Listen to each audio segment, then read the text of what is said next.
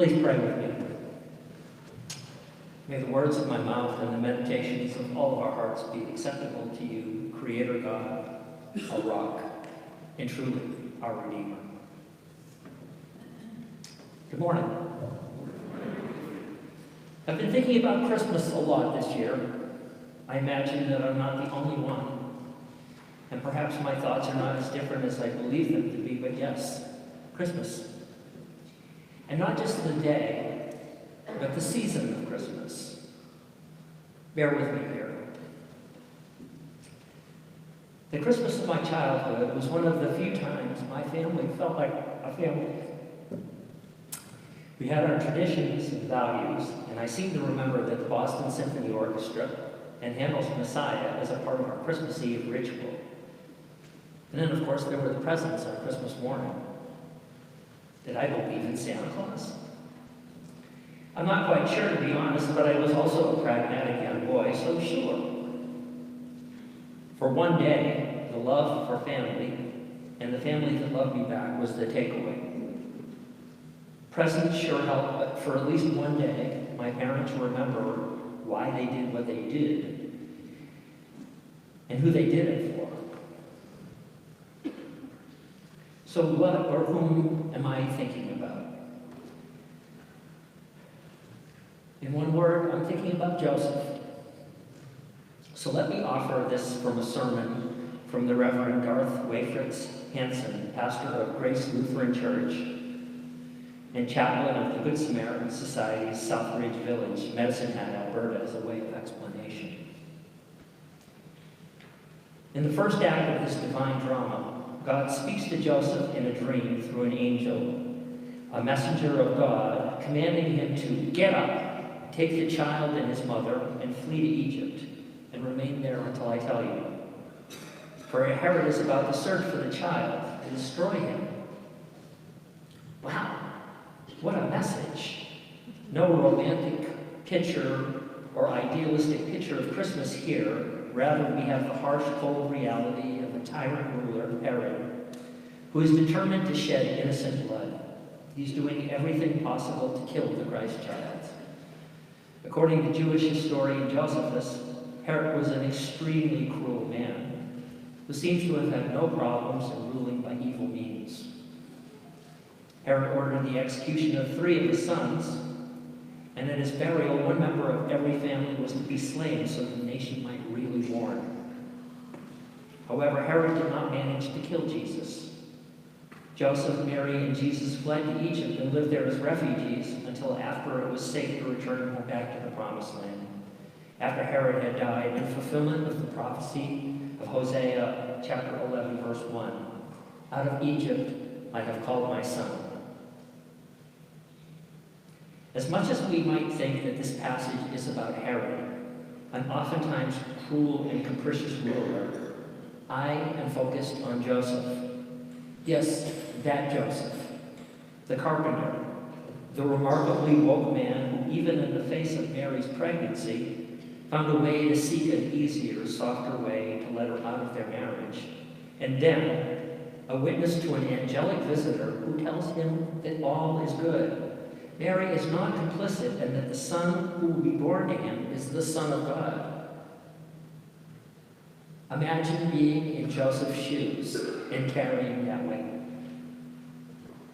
Scriptural understanding requires context and consideration, but I am hard-pressed to find a way that a carpenter of this time would not only be willing to abide by all this, but even remotely understand it at all. Yet Joseph persists. In the coming year, it will be another anniversary for me.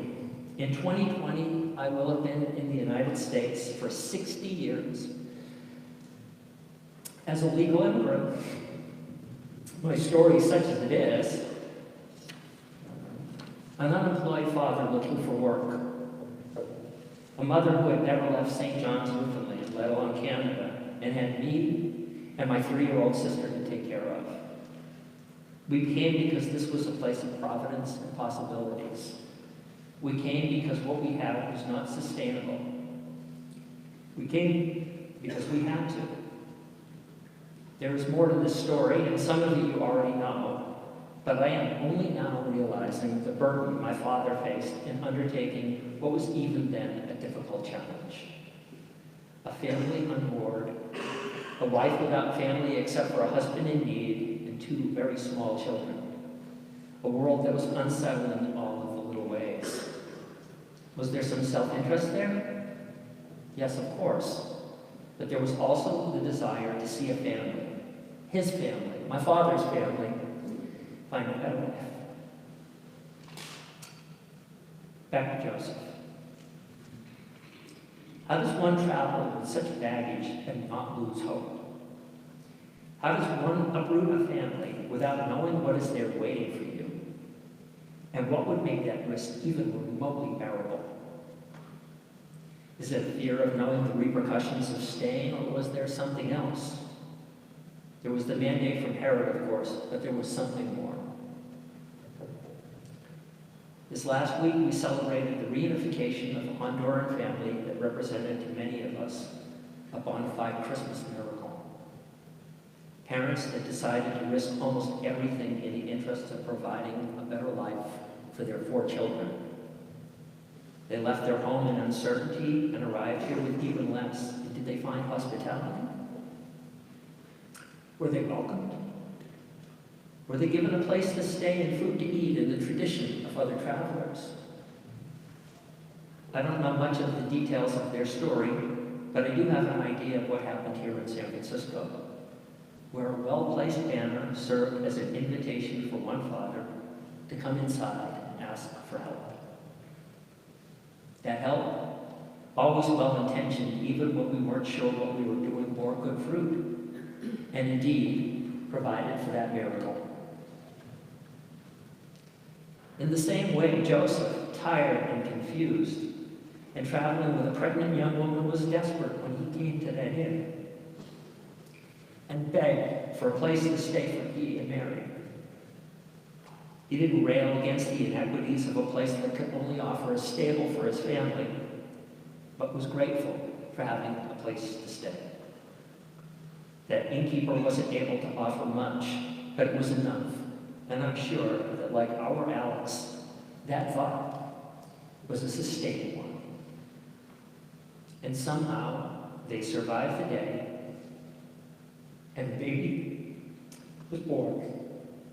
And then things got even more confusing, for there was yet another angel. Matthew's gospel says this.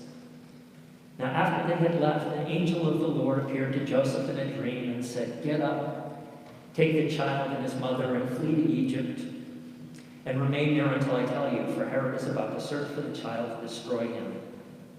Then Joseph got up, took the child and his mother by night, and went to Egypt, and remained there until the death of Herod.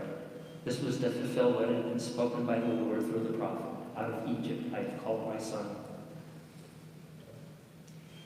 At this point, we are pretty much finished with the story of Joseph, but I know there is more. How can there not be more? A holy child, a reconciled family, time on the road before returning, and I ponder this Joseph. Getting old. Watching his son grow up to be a man. And yes, he was a holy child and even the Son of God, but he was also a carpenter's son. Something that the people of his time knew him as. In the same way, perhaps, that I am my Father's son, in all the imperfect ways that he did the things that he did. I believe that even when his self-interest dictated his decisions, that he was thinking about my mom and myself and my sister Susan. I was decidedly not a holy child. He loved me and my sister and did what he was able to do. And for very much the same reasons that Joseph did what he did.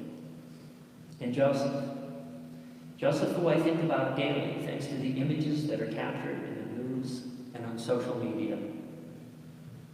Joseph, who we know through his many names, is it Jose or Juan, and his traveling companion.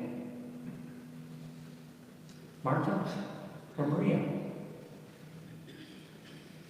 Imagine an uncertain young man traveling with a significant other, understanding that to stay where they are is not an option, even if it means uprooting everything and risking it all and coming to this place. They are met at the border with chain link fences, concrete walls, and people that not only don't speak their language, but choose not to do so. They are hungry, they are thirsty, they are penned up in places that are barely able to contain the multitude. And for what exactly? I believe this is where we come in, all of us, each and every one of us. Today, we are the innkeeper that only has a stable for Joseph and his beloved to stay. But as stables go, it's a nice one.